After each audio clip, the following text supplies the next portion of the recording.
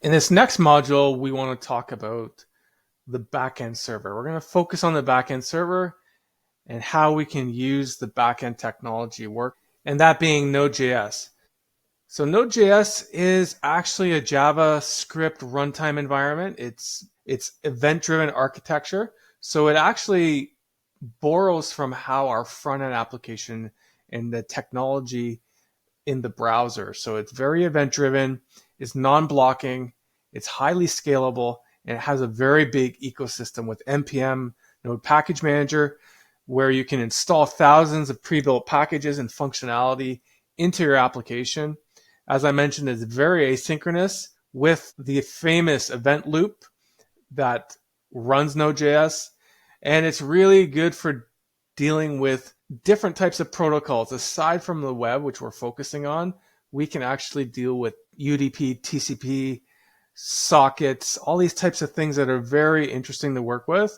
It's very well suited for gaming, chat applications, internet of it's very well suited to all these real-time applications because of its event-driven architecture.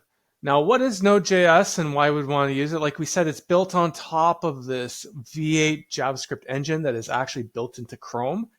So utilizing this technology, we can use this type of event architecture on the server side. So we can handle HTTP requests and database connections and all of that. So if you look at the diagram there is a server that's running this JS engine. We could have all these different types of requests coming in. So you can imagine we have a various client, like a browser calling us. We can handle these API requests. We can deal with these types of things asynchronously. We could also at the same time be running database connections. We could be running other sorts of requests that are coming in. The main thing is that it's all asynchronous so that the server can continue to work and deal with new requests, but it's being handled by this famous event loop. So the event loop is a topic in itself, but what that's going to do is do an iteration and check, is there anything available that I need to do?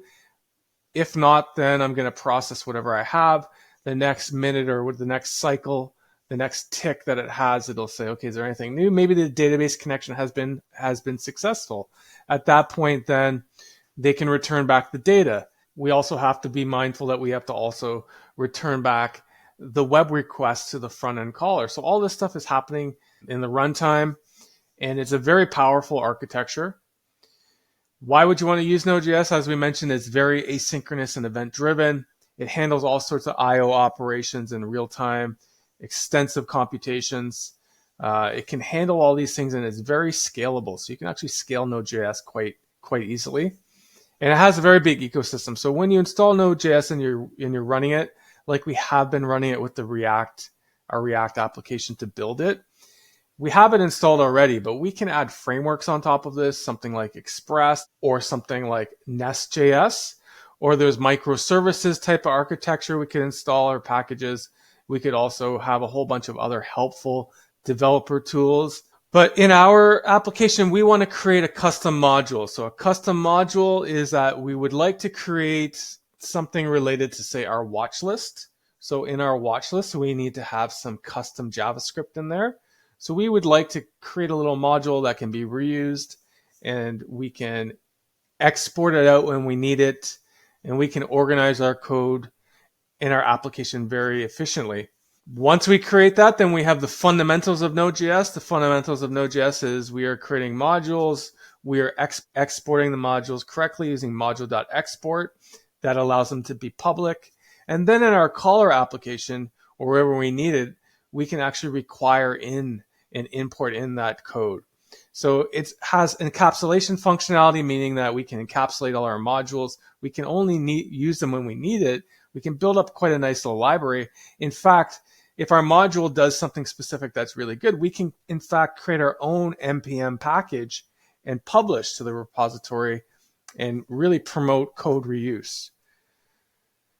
The node modules we talked about, we could install all these types of different packages. It's used in all of these different types of applications separate from Node.js. You will see NPM used throughout front applications to manage dependencies. You will see it used in the back end if we need to install any type of testing framework or any type of building framework or compilation like Webpack or Gulp, it's through npm that we can install these dependencies. So we need to manage these node modules. So when you install something, you will get a node modules folder in your application, and that is where all the dependencies lie. So you install your node modules, you will have a package.json which will track all of your dependencies in that package.json. So if you open that file up, you will see all the different dependencies and packages you have installed. Be mindful that each package does have a version and a versioning system. The semantic versioning is usually major, minor, and patch. So you can see, you'll see that dot notation in there, and that's what it refers to. So it's very exciting now. Now we are working on the server end. We're going to deal with all those security issues and CORS issues that we had a problem with. We're going to use and build out an API using Express, and we're actually going to have a database connection now to persist our data. So more on that in the next module.